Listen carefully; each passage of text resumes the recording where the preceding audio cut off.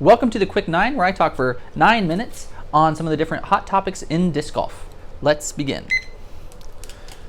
First up, Simon left Discmania and headed to MVP. Everybody's heard it by now. You're probably sick and tired of people talking about it, just like everybody is sick and tired of Drew Gibson tweets.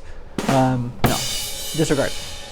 Actually, Drew put out a thread, if you haven't seen it, talking about the whole Leaky Leaker situation. It's actually very well written. Drew is a guy that's going to push buttons. He is a guy that's trying to grow the sport of disc golf, and he has a different way of looking at a lot of different things, and he has some perspective about outside sports that a lot of people in disc golf either don't like or don't know. And truthfully, what I think what he's doing isn't wrong. Some of the things that he does I wouldn't do myself, but that doesn't say that they're wrong. It is a little sad that through all of this shift, there has been some, focus deflected off of Simon to some of these other players who leaked it prior, and just the different situations that have arose from it.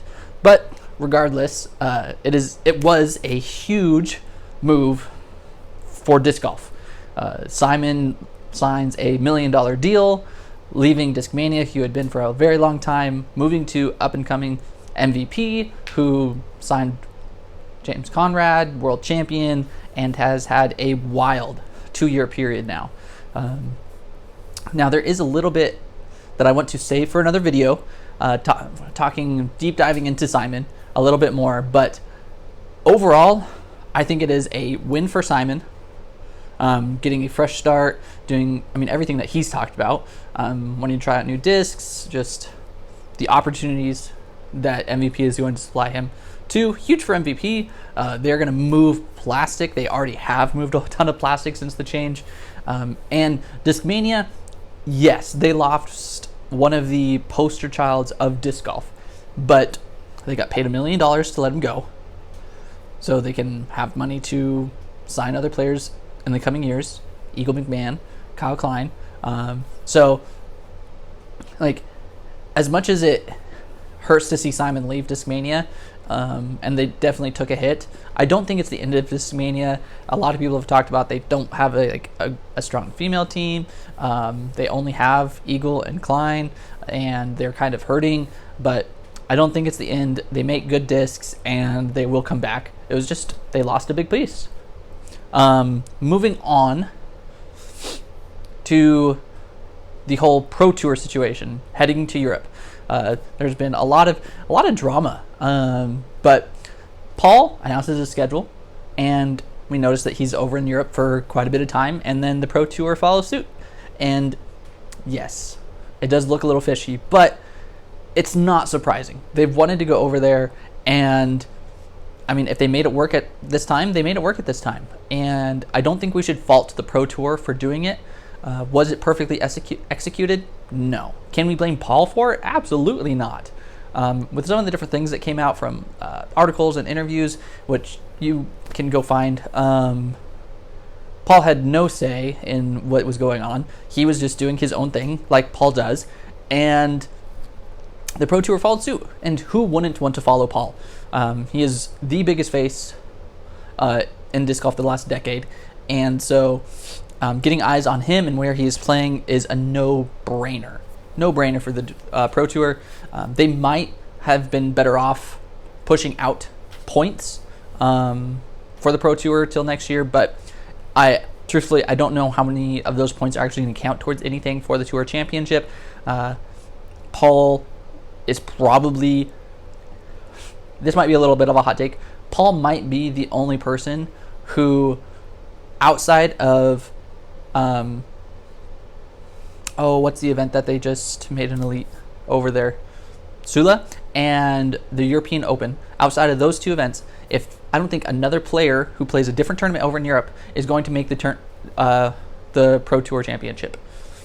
I just don't think those points are actually going to count for anything this year. In the future years, I think so, and I think it's going to be great going forward. But for this year, unfortunate timing for the announcement, just because people were super skeptical about it. But I think overall for disc golf and the tour in general, I think it's great. got my little cheat sheet here because I didn't know if I was going to remember everything. We are halfway through. Have a pretzel. There's a really good article that came out about FPO course design. Sorry. And it was very interesting, the stark differences between MPO layouts, FPO layouts, the type of birdies, the scoring separations. And I will have a link to that article if you haven't read it down in the description of this video.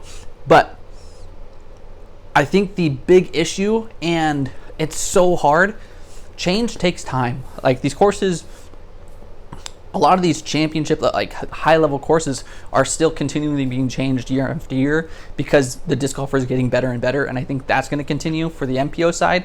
And they're just that far behind on the FPO side as well. Like the courses haven't been designed for FPA layouts.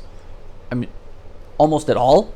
I don't know of a single course that is FPO layout, and maybe that's just I'm newer to disc golf. I've only been in it for the last 2 years. I don't know if there's a course out there that is purely designed for FPO. I might be wrong about that. If I am wrong about that, comment down below. Let me know where it's at, because that's honestly fantastic. But change takes time, and it stinks that it can't be done quicker.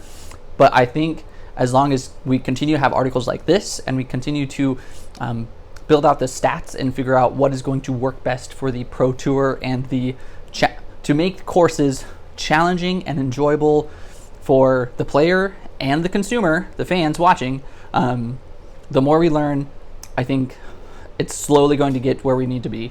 I don't think it's going to be done in a year or two. I think it's definitely going to be closer to 5 or 10. And so we just need to continue having these conversations. Oh, lastly,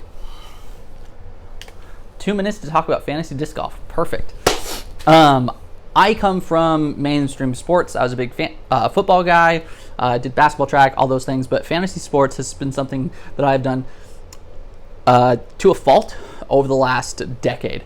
And as soon as I picked up disc golf, I instantly dove into the stats and found out that there are places that you can do fantasy disc golf.